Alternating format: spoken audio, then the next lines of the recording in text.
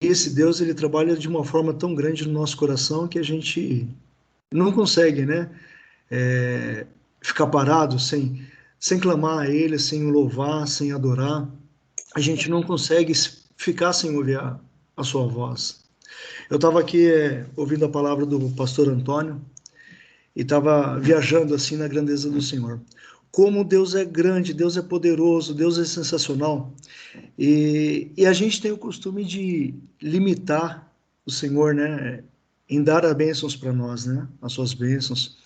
E a gente costuma a fazer com que essa limitação interfira na nossa vida pessoal, na nossa vida sentimental, trabalho, interfere em tudo. E a gente não dá conta do que o Senhor Deus quer fazer por nós, né? E, como eu disse, a gente acaba limitando Ele. Amém? Vamos orar? Pai querido, Santo e amado Deus, pedimos ao Pai amado, em nome de seu Filho amado Jesus, que o Senhor possa estar nos orientando, abençoando, falando, Senhor da glória, aos nossos corações. O Senhor possa derramar a tua unção, ó Pai amado, usar o seu vaso, Senhor Jesus. Fazer, ó Pai amado, com que possamos falar, ó Pai amado, da tua palavra. Falar, Senhor Jesus, o que o Senhor planejou, Senhor Jesus, a entregar, Senhor da glória, às pessoas. Pai amado, que o Senhor possa estar interferindo, Senhor Jesus, na minha palavra, na minha atitude, no meu ser, Senhor da glória, para que eu possa, Senhor Jesus, estar totalmente ligado a Ti. Em nome de Jesus, fale ao teu servo, fale, Senhor Jesus, ao meu coração. Estou pronto, Pai amado, para ouvir a tua voz, em nome de Jesus. Amém. Amém. Como eu estava falando, a grandeza do Senhor é tão grande que a gente começa a colocar obstáculos e a gente acha que Deus que não trabalha por nós, Deus que começa a não ouvir as nossas orações. Só que não é isso que acontece. É nós mesmos que pensamos isso, e o inimigo até tem parte nisso, de colocar no nosso coração essas falhas e fazer com que a gente pense, tudo é Satanás, tudo é o diabo, mas a maioria das coisas, eu vou falar para você, meu amado, é nós que nos limitamos. É a gente que fala, eu não posso, eu não consigo. Senhor Deus, me capacita. É isso que a gente tem que pedir a Deus. Porque nós somos filhos do Senhor, filhos de Deus, nós somos guiados pelo Espírito Santo, então a gente não deve temer coisa alguma. A gente não deve colocar obstáculos, a gente não pode colocar gigantes na nossa frente. O Senhor está à frente da nossa batalha. E é de lá que a presença de Jesus se torna evidente na nossa vida. Ele está caminhando ao nosso lado, basta a gente começar a crer e a gente confiar nessa palavra. Em Daniel capítulo 13, verso 17, fala assim: pois se o nosso Deus, a quem adoramos, quiser, né, aprendendo que a gente não manda no nosso Senhor Deus. A gente pede e a gente tem que pedir que seja feita a vontade dele, não a nossa, porque sabemos que a agradável, perfeita é a vontade dele. Ele poderá nos salvar da fornalha, se quiser, e nos livrar do seu poder, ó Rei. De repente, Nabucodonosor se levantou e perguntou, muito espantado, aos seus conselheiros. Para quem não lembra, né, eu acredito que todo mundo aqui se lembra dessa palavra, né? Sadraque, Mesaque e Abednego não quiseram se prostrar perante Nabucodonosor. E não se prostraram, não. Eles não se entregaram, né? Aquela adoração, aquela estátua. E eles não recorreram, eu vou primeiro orar, depois eu vou falar com Deus. Não, eles confiaram, falaram, Deus está comigo e eu vou enfrentar isso. E se Deus quiser, ele vai me livrar daquela fornalha. Eles não falaram primeiro, não, Nabucodonosor, espera um pouquinho, eu vou me fazer um jejum de 10 dias, eu vou fazer uma oração aqui que vai levantar, vai chegar até os céus. Não, porque eram pessoas que já estavam andando com Deus. É isso que a gente vai estar falando aqui. Como andar com Deus, o que eu posso fazer para estar mais próximo a Deus? E de repente Nabucodonosor se levantou e perguntou, muito espantado aos seus conselheiros, não foram 3 os homens que amarramos e jogamos na fornalha? Sim, senhor, respondeu ele. Como é então que estou vendo 4 homens andando soltos na fornalha? Perguntou o rei. Então eles estão passeando lá dentro, sem sofrerem nada, e o 4º homem parece um anjo. O rei gritou, que o Deus de Sadraque, Mesaque e Abednego seja louvado. Ele enviou o seu anjo e salvou os seus servos, que confiam nele. Eles não cumpriram as minhas ordens. Pelo contrário, escolheram morrer em vez de se ajoelhar e adorar um Deus que não era deles. Esse Deus que eu estou falando para vocês aqui, que eu estou mostrando, é o mesmo que estava lá falando com Sadraque, Mesaque e Abdenego. É um Deus que eles confiaram e eles entregaram a sua vida. Só que diferente de muitas vezes que a gente pensa, a gente clama, Senhor, eu quero isso, Senhor, eu quero aquilo, Senhor, eu quero ser um pastor nas tuas mãos, Senhor, eu quero ser um ministro das tuas mãos, nas tuas mãos, só que não fazemos por onde. Quando aqueles 3 homens foram jogados na fornalha, não foi de imediato, como eu disse, que eles começaram a clamar. Não, eles já tinham uma vida contínua ali nos pés do Senhor. Eles eram homens tementes a Deus, homens que entregavam a sua vida perante a Deus, homens que não tinham medo da morte. E esses homens, para fazer a diferença, eles batiam contra, né, os preceitos daquele mundo, né, que era dobrar seus joelhos às estátuas, curvar perante o Nabucodonosor.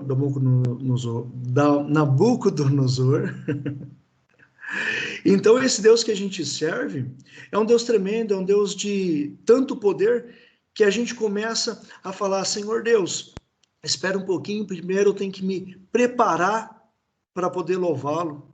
Senhor Deus, espera um pouquinho que eu preciso me preparar para ir naquela casa levar a tua palavra. Senhor Deus, eu preciso me preparar para falar com aquele homem no trem. Meus queridos, a gente tem que estar preparado 24 horas. A gente não tem que se preparar, a gente tem que começar a ser preparado por Deus. A gente precisa andar no preparo de Deus, para quando Deus olhar para você, ele saber que você está ali, ó, Senhor, eis-me aqui. Então isso é ser cristão, isso é ser fiel a Deus, isso é confiar na magnitude do Senhor Deus. Ah, mas eu creio que ele vai me salvar, ele vai fazer com que meus familiares saiam dessa perrenha, dessa dívida, dessa Covid. Eu creio que o Senhor Deus ele vai me livrar. Ah, mas e se ele não te livrar? Ah, é porque ele não ouviu a tua oração? É porque minha oração não chegou aos céus? É porque eu estava em pecado? Porque o Senhor Deus não me livrou? E quando a gente coloca nossas orações no altar, a gente tem que crer que o Senhor fará o melhor. Só que o melhor dele não é o que a gente pensa, o que a gente quer. O melhor dele é aquilo que vai influenciar lá na frente.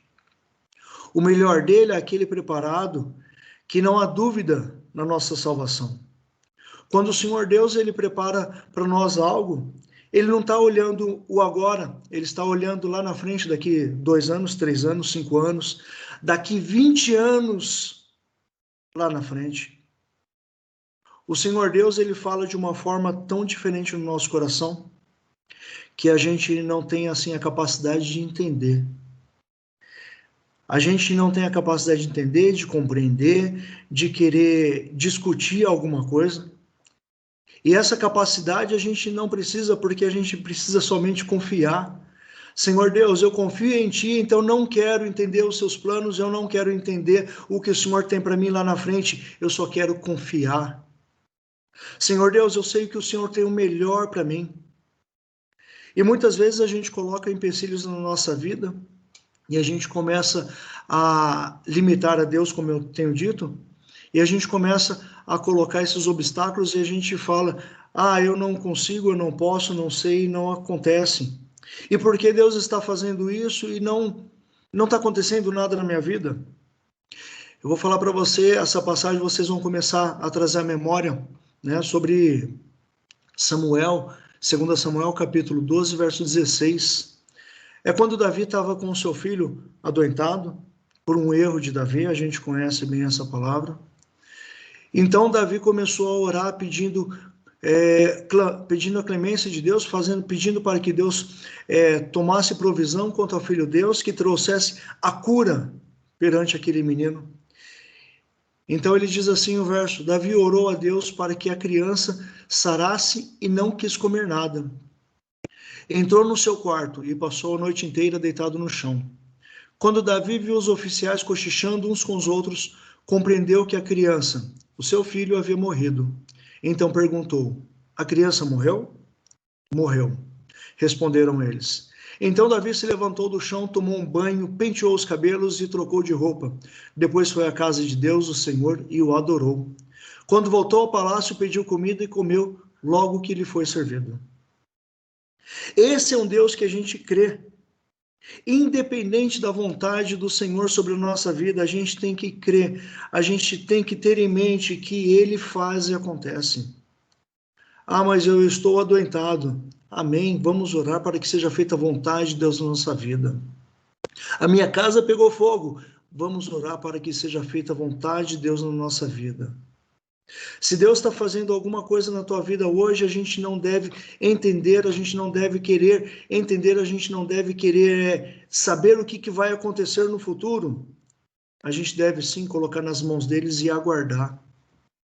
E esse aguardo eu falo para você que não precisa ser daqui 1 minuto, daqui 1 ano, daqui 10 anos. Quando a gente coloca nossas petições na mão do Senhor, Ele é fiel e justo. Ele está ouvindo nossas orações. A gente começa a limitar a Deus até nas nossas orações, achando que Deus não está ouvindo. E eu vou falar uma coisa para você. Deus, ele não tem limite. Se ele quiser, ele ouve a sua oração em pensamento, ele ouve sua oração quando você está no seu trabalho, quando você está na escola, quando você está caminhando na rua. Eu não preciso curvar os meus joelhos para que o Senhor fale comigo ou você fale com ele. O Senhor, ele te ouve a qualquer hora, a qualquer instante. Basta você crer. Você tem que colocar em mente que independente da situação que Deus te colocou, independente da vontade dele na sua vida, você tem que crer que é cumprida a vontade de Deus. Como Davi teve a morte do seu filho, foi cumprida a vontade do Senhor. O mês retrasado, a gente perdeu o pastor da nossa igreja por Covid. Oramos, ficamos chateados, ficamos em luto. Só que depois a gente começou a louvar o Senhor. Por quê? Porque enquanto ele estava adoentado, a gente estava em clamor, a gente estava louvando, a gente estava adorando, a gente estava jejuando. Só que depois, quando foi cumprida a vontade do Senhor sobre a vida dele, entendemos aí sim, chega, parou o jejum, parou as orações, parou. Senhor, ressuscita? Não, foi cumprida a vontade do Senhor. Agora temos um próximo patamar, o que é? Orar pela família. Senhor, envia o Espírito Santo para o consolo daquela família. Vamos ver o que aquela família está precisando agora. Sim, é outra atitude que devemos tomar. O Senhor Deus trabalha dessa forma conosco. E nesse mesmo mês, o irmão deste pastor, ele também faleceu. Ele estava entubado, e aí começamos a orar, clamor. Ele partiu. O Senhor sabe todas as coisas? Sim, Ele sabe todas as coisas. Devemos questionar, Deus, por que o Senhor levou? Por que o Senhor quis fazer isso? Por que deixou aquela família desamparada? Eu digo para você que o Senhor não desampara os seus filhos. Ele tem propósito na sua vida. Ele trabalha de uma forma especial no individual seu. Nessa live aqui, nessa vigília, ele está trabalhando no individual de cada um. Ele está trabalhando comigo, com a irmã Alcione, com a irmã Luana, com o Glauber. Ele está atuando na vida de cada um. Ah, mas essa palavra é para quem? É para uma pessoa? Sim, é para uma pessoa, seja para você.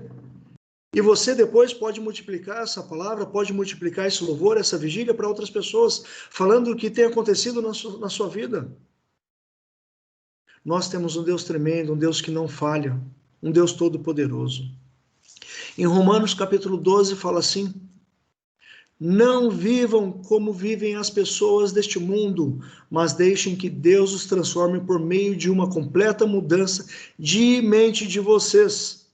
Assim vocês conhecerão a vontade de Deus, isto é, aquilo que é bom, perfeito e agradável. É assim que a gente deve trabalhar. A gente deve pedir o socorro a Deus para que nossa mente seja trabalhada, para que a gente tenha um coração puro. Davi tinha um coração segundo Deus, por quê? Porque ele sabia a hora de louvar, sabia a hora de jejuar, sabia a hora de se entregar.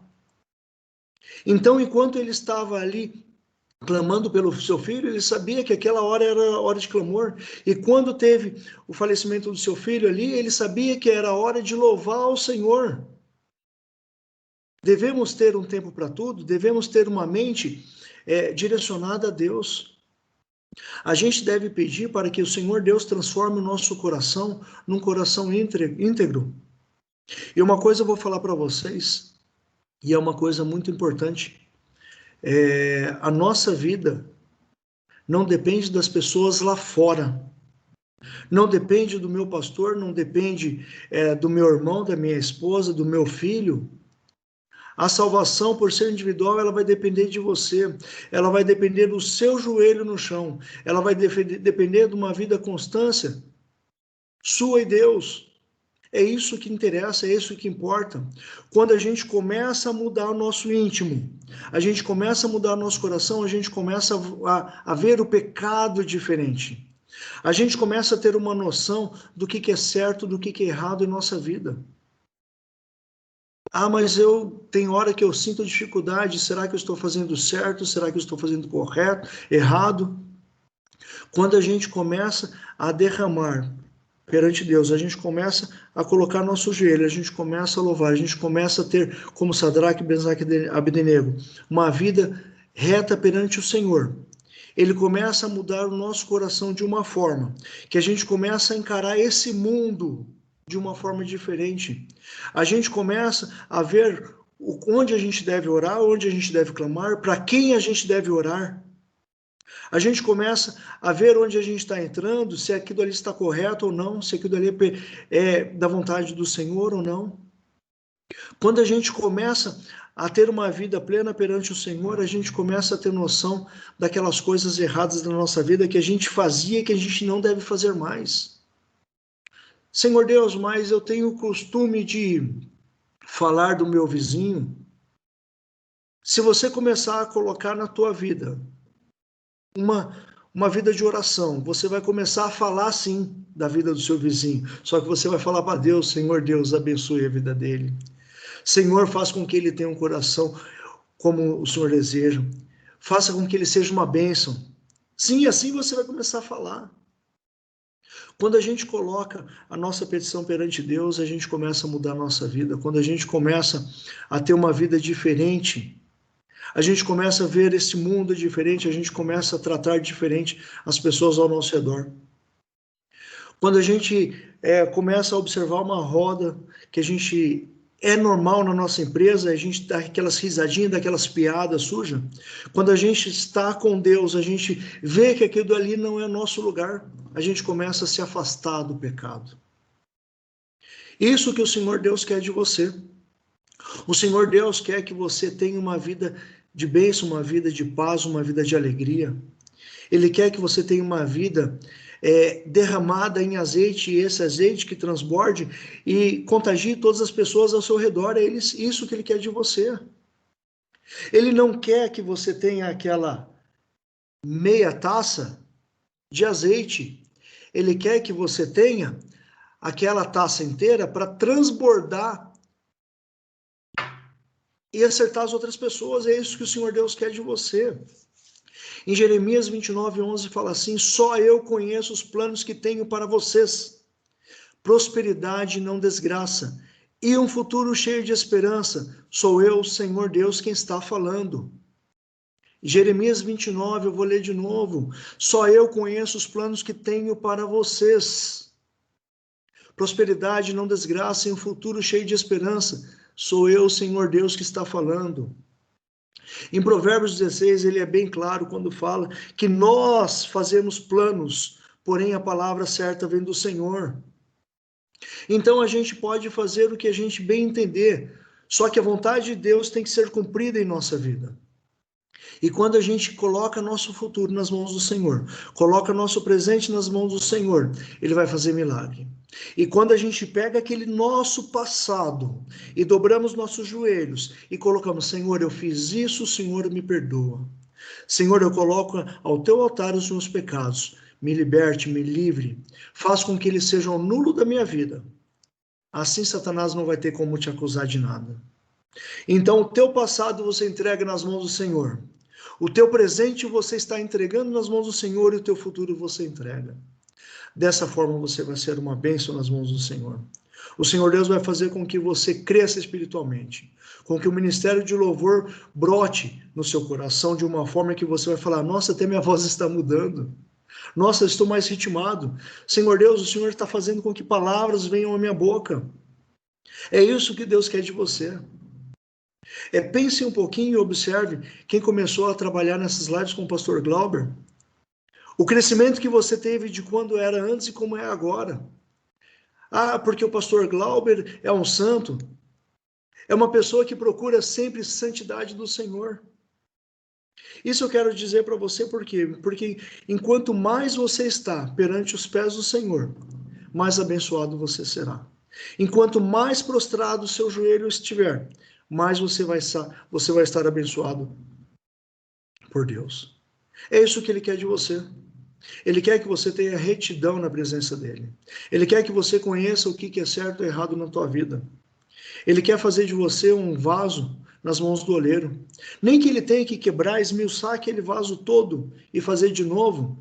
E que coloque você numa posição que você fala, eu creio que eu estou passando por isso porque é da vontade do Senhor na minha vida. É somente dessa forma que a gente consegue andar com retidão nos caminhos dele. Em 2 Pedro capítulo 1, verso 10 fala, portanto, meus irmãos, procurem ficar cada vez mais firmes na certeza que Deus os chamou e o escolheu. Sejam firmes na certeza do Senhor. Se vocês fizerem isso, jamais abandonarão a fé. E assim receberão todo o direito de entrar no reino eterno do nosso Senhor e Salvador Jesus Cristo. A nossa caminhada aqui é breve. A nossa caminhada é curta. Vale a pena a gente investir nesse ministério, investir nesses joelhos dobrados e ter uma vida retidão. Ter uma vida clamando ao Senhor. Tem um versículo que fala assim, né? E vocês, não sei se vocês já ouviram falar, né? Pai nosso que estás nos céus, que todos reconheçam que o teu nome é santo, venha o teu reino e que seja a tua vontade ser feita aqui na terra como no céu. Quando a gente ora ao Senhor e coloca o Pai Nosso, a gente esquece desse comecinho, que a tua vontade seja feita aqui na terra como é feita no céu. A gente ora como se fosse uma novena, né, que chama aquelas bolinhas, né? É uma decoreba, a gente começa aí começa aquela ladainha, a gente começa aquela reza, e a gente esquece até que está falando, porque é automático. O Pai Nosso, ele está sendo automático na sua vida, na minha vida, na vida de alguém. Então a gente tem que começar a refletir que a tua vontade seja feita aqui na terra como é feita no céu. E quando a gente pede para o Senhor, para que seja feita a vontade dele, assim na terra como no céu, a gente tem que esquecer que a nossa vontade vai prevalecer a vontade do Pai. Quando a gente coloca a vontade do Senhor à frente da nossa vida, a gente tem que estar esperando tudo na nossa vida, que seja de bom, que seja ruim, só que a gente sabe que vai refletir lá na frente porque é a vontade do Senhor. Então, quando a gente coloca nossos joelhos aos pés do Senhor, a gente consegue observar que o Senhor Deus tem plano nas nossas vidas. A confiança que você tem em Deus requer muita coisa. A gente deve colocar nossa agenda nas mãos do Senhor, crendo que o tempo dele é perfeito para todas as coisas na sua vida. Não só uma coisa, não. Tudo. A nossa agenda diária tem que estar nas mãos deles. A nossa natureza humana, ela é falha, ela é enganosa, né? Mas você compreende e aprende a crer que esperar as coisas que acontecem no tempo perfeito de Deus, à medida que amadurece na vida cristã, a confiança em Deus, isso é bênção para a nossa vida. O tempo desempenha um papel importante para aprender e confiar em Deus. Isso aí não é de uma hora para outra que a gente vai aprender a confiar no Senhor. É um aprendizado. Só que esse aprendizado, ele vem com o tempo. Não é de uma hora para outra, Senhor Deus, eu quero aprender a ser sábio. Caiu do céu a sabedoria na nossa mente e a gente começa a ser sábio. Senhor, eu quero ter fé. De repente cai ali, abre o céu e cai fé na sua mente e você começa. Não, a gente tem que fazer por onde, a gente tem que confiar e a gente tem que praticar. A gente tem que praticar a fé, a gente tem que confiar no Senhor. Senhor Deus, meu aluguel vai vencer o mês que vem. Confia no Senhor e o mais Ele fará. Senhor Deus, eu estou precisando de um trabalho. Confia no Senhor e Ele fará. Quando você colocou seus joelhos no Senhor, você dobrou seus joelhos e falou, Senhor, eu quero isso, porém que seja feita a tua vontade na minha vida, seja feita a tua vontade. Você confiou de uma forma que você pronunciou da boca para fora, ou você realmente confiou, entregou e deixou nos pés do Senhor? Porque se você tira toda hora, você não está confiando no Senhor. Se você toda hora está tirando aquela bênção dos pés do Senhor, então tem alguma coisinha errada que tá falhando aí.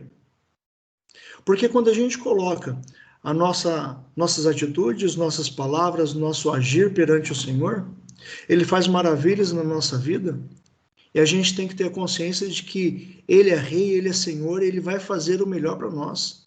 Ele vai fazer o melhor para o teu filho, Ele vai fazer o melhor para tua esposa, para o teu marido, para a tua casa. Ah, mas como que posso confiar no Senhor se está chegando tudo isso? Isso chama fé. O que é fé? A fé é a esperança daquilo dali que a gente não vê. É a certeza do que a gente não tem. Isso é fé. A fé é confiar num Senhor que Ele pode fazer tudo. A fé é confiar nos preceitos do Senhor e confiar no que Ele tem para nós é o melhor. Independente do que seja cumprida a vontade do Senhor na nossa vida, seja da nossa vontade ou não, o Senhor Ele tem o melhor para você. Então, quando a gente coloca nosso joelho perante Deus e a gente entrega nosso caminho perante Ele, a gente fala, Senhor Deus, eu quero uma mudança de vida. Não espere cair do céu, não. Faz com que essa mudança de vida venha gradativa, colocando tuas petições perante o Senhor e mudando primeiramente a sua vida, fazendo com que você tenha uma confiança no Senhor, com que você se abstenha do pecado, que você saia daquelas rodas de escarnecedores, que você tenha uma leitura diária da palavra. Se você quer ser uma bênção maior ainda do que você é, siga isso. Comece do já. Comece a entregar os seus caminhos ao Senhor e confiar nele. Amém? Que o Senhor Deus possa estar falando no nosso coração, que Ele possa estar abençoando cada vez mais. E aqui agora eu retorno a palavra para a irmã Luana e para a irmã Alcione. Amém? Amém. Louvado seja o nome do Senhor. O Senhor hoje não estava no ciclo de oração, não,